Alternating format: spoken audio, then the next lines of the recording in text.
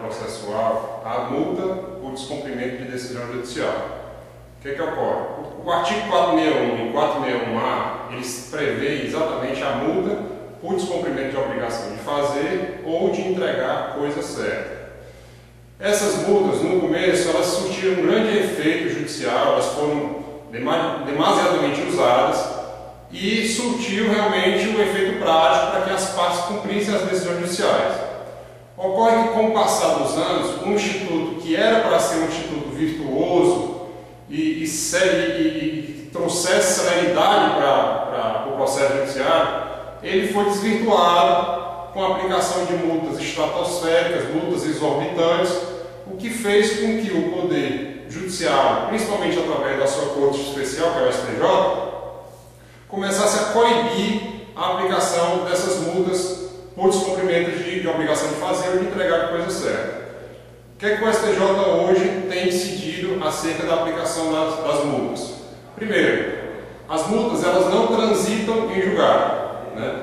O próprio artigo 461, parágrafo 3º e 6º, diz que o juiz a qualquer momento poderá alterar o valor da multa para diminuir ou aumentar aquele valor fixado. Então, se a qualquer momento a multa pode ser alterada, quer seja ela tenha sido fixada em decisão liminar ou quer seja ela tenha sido fixada em decisão definitiva, ela pode ser alterada pelo magistrado e não há o que se falar em coisa julgada, tratando-se de decisão definitiva, ou de preclusão, tratando-se de decisão liminar.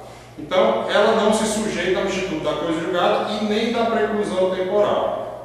Outro ponto que o STJ já uniformizou o entendimento a respeito é que essas multas, quando elas fixadas em valores exorbitantes ou irrisórios, elas podem ser revistas pelo juiz através de decisão fundamentada, isso em qualquer fase do processo.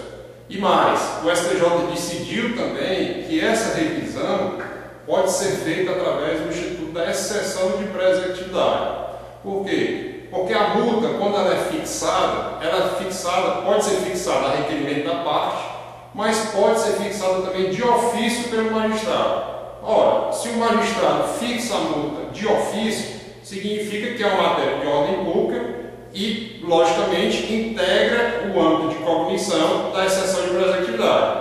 Por quê? A exceção de preservatividade é exatamente um instrumento que a parte se utiliza nos casos de nulidade do título executivo, nos casos em que não estão presentes os pressupostos processuais, nos casos em que ocorre carência de ação e exatamente para alegar aquelas matérias de ordem pública. Então, se o magistrado pode fixar de ofício, é uma matéria de ordem pública, ela pode ser apreciada na exceção de preservatividade.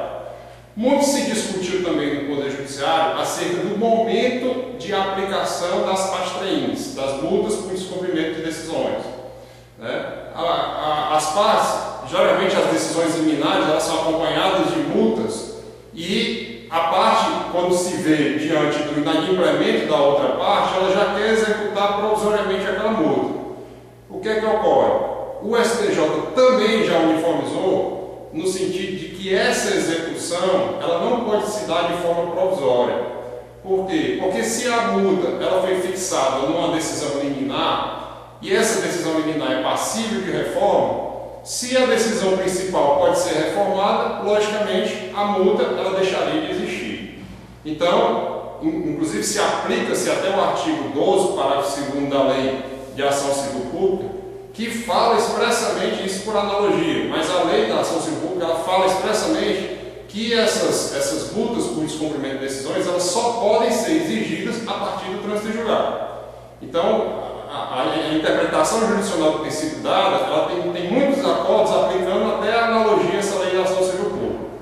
E o outro ponto que é muito discutido no jurisdicionário não é só a questão da limitação, mas no momento para a execução, mas a questão da limitação do valor. Ou seja, esse valor, ele realmente pode ser alterado e isso se fez com que o Instituto das TRINs, ele realmente fosse aplicado da forma como ele foi pré-concebido. Ou seja, para evitar o enriquecimento ilícito da parte e para ser aplicado de acordo com a proporcionalidade e razoabilidade da medida.